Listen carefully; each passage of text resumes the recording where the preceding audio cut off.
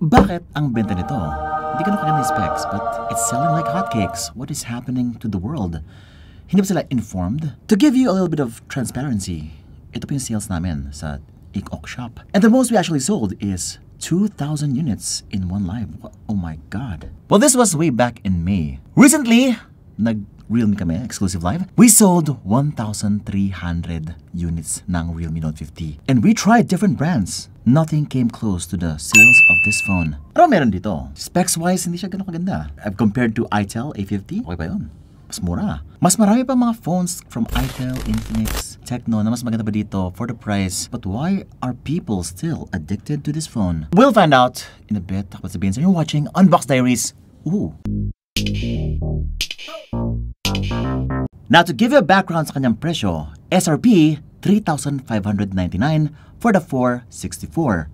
Meron pa siyang 4128, 4,599 pesos. Pero sa Ik-Ok shop, madalas less than 3K po siya. It looks like Realme has shifted its business model. Kung mapasin nyo, wala masyadong reviews sa YouTube. They are putting all of their resources into TikTok shop. Kahit sa Shopee, wala masyadong discount. Lagi may discount sa TikTok shop, guys.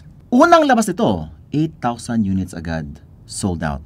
8 minutes. That's like 1,000 units per minute. Pero pa meron dito? Siyempre, review na natin. So this thing has the Unisoc T612 processor. Pretty good na. 90Hz refresh rate display, 6.7 inch. Meron siyang IP54, water and dust resistance. Yan, first unboxing sa aking channel, Make It Real. Kung hindi ba alam, nag-rebrand na si Realme from Dare to Leap to Make It Real. Quick guide, safety guide, and the jelly case. See, so far, wala pa namang something kakaiba sa kanya, but why is it selling so much?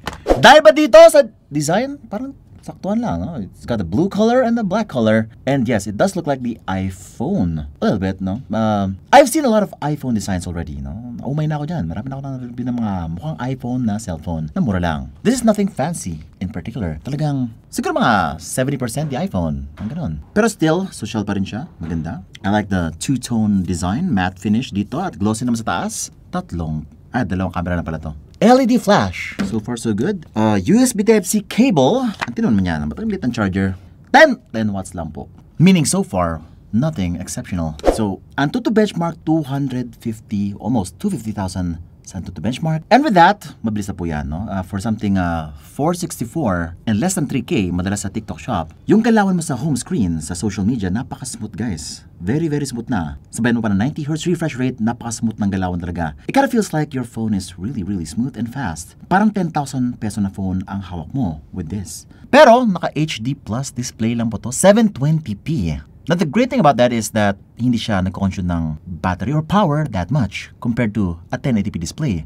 High resolution requires more power. Pair it up with a 5,000 mAh battery equals a longer battery life. Naka-hole punch display lang naman din siya and medyo thick na yung bezels. Meron pa siyang headphone jack, USB Type-C port, single down-firing speaker, and dual nano SIM card slot plus micro SD card slot for expandability. Now for the price, this is very, very not Realme. Kasi kung makita niyo yung mga bagong phones ni Realme, very pricey. Sobrang mahal. Realme 12 4G, 5G.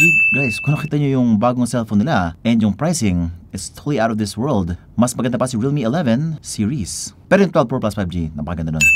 And GT6, maganda rin yan. Worth it for the price. But for the other phones na lumalabas from Realme, I'm just not sure how they're getting away with it. Pero syempre, I've done the research. Inaalam ko talaga kung bakit siya mabenta. Now, syempre, sobrang nag-viral to lagi. No? There is a specific content creator who actually showcase itong phone sa mall. Ibibigay niya sa isang tao kapag hindi siya gumalaw for a few seconds or minutes and lagi siya nag-viral. Ayun. Plus, syempre, matindi rin yung kanyang marketing sa articles, sa malls. Maraming tao ang nakakita nitong phone na to. Grabe rin siya sa Google search. If you search for the Realme Note 50, it's always there at the top. People are looking for this phone. And kung di ba alam, sa probinsya, malakas po si Realme. Pretty much everybody in the province, at a high percentage, are going for this brand. And if you live in a bubble, there is actually, in reality, a very few Filipino people who care about the specs. Totoo po yan. Konti lang po yung mga artist specs. No? Konti lang din nagre-reklamo. There are only a very few amongst thousands or millions of people that actually care about the brand and the phones that they sell. This is all because sobrang effective siguro ng marketing ni Realme. They veered away from the tech-centric or spec-centric image that they were well known for before. We've got here si Catherine Bernardo. Ayun. Nag-trending din si Catherine Bernardo, di ba? With yung issue niya. And si Alodia Gosheng Viao, yes, nandun sa Realme din siya. But mostly si Catherine yan. And most ng followers ni Catherine ay female. And that's why I checked my last sale. It is a Realme. It is the first time in history na nangyari na puro babae ang bumili sa live ko. Actually, I asked my wife. Siyempre, nakita ko yung wife ko lagi. She does not play games. Wala siyang pakialam sa processor. I noticed that my wife actually picks through number 1, yung brand. Number 2, yung itsura, kung maganda ba siya. Number 3, yung camera, kasi madalas daw siya mag-selfie. Pagka pumunta ka sa gallery ko, puro resibo.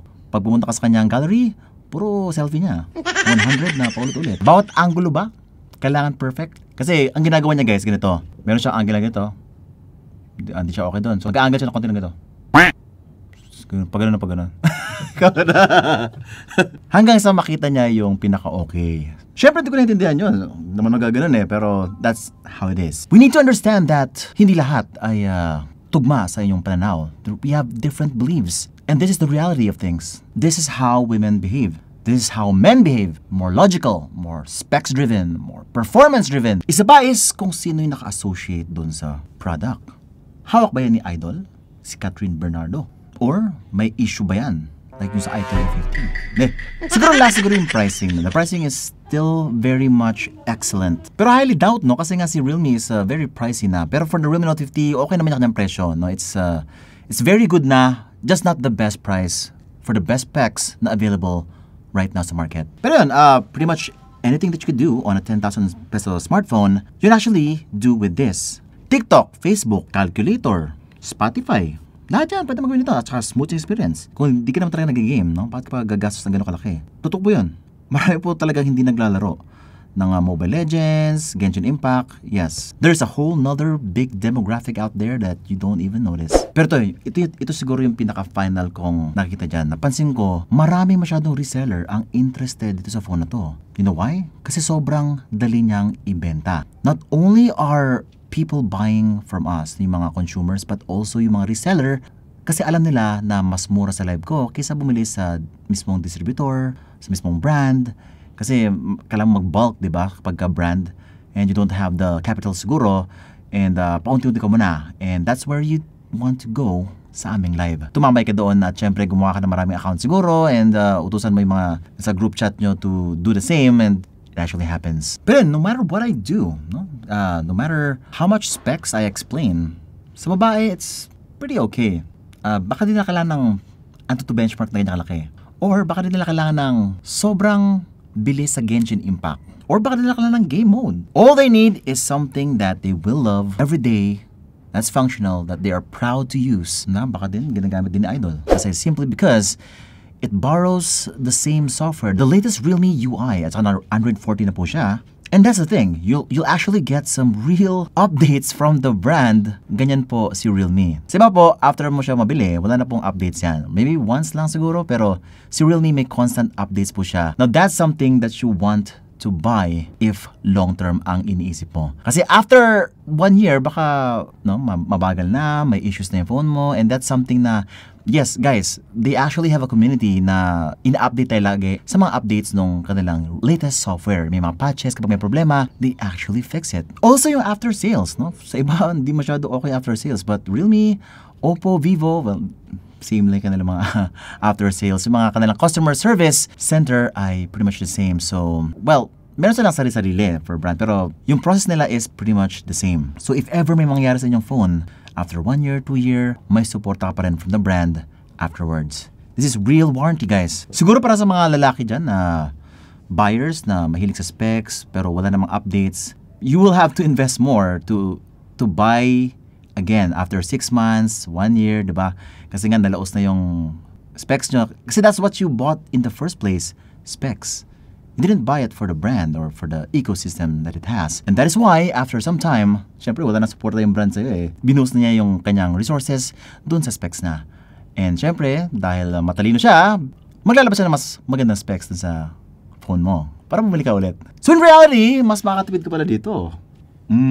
Go get a better brand. Longer, more reliable, much better. Oh, by the way, isa pa yung pinaka nagustuhan ko dito is kanyang camera. Now, comparing every brand at under 10K, there is no other brand that can do really good image quality than Realme. Now don't be fooled by the 13 megapixel AI camera at the back. It's quite vicious. The image quality that you will get is very similar to, let's say, mga 12,000, 13,000 peso na cellphone from other brands. Now, una ko pansin, no, is yung kanyang pop talaga in terms of sa color, yung white balancing, talagang panalong-panalo. Sa studio ko, madalas bluish, purplish, magenta, yung dating ng mga color. But this one is very striking talaga. Kapag kumuha ka from a Realme phone, immediately, maganda ang skin tone mo. You will look pleasing. Maganda yung background blur, although not perfect. Pero yung white balancing talaga, matindi yung white balancing. Kung magaling ka sa photography, ay guys, ang dami mong pwedeng magawang very artistic with this phone. Magaling yung kanyang parang AI.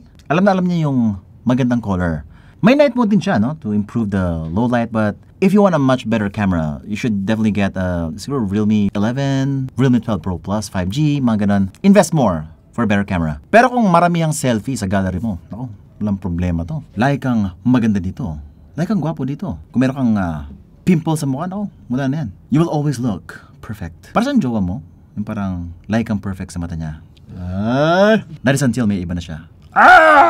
Iba ng phone. Pero yun, if you want a different phone, tell me.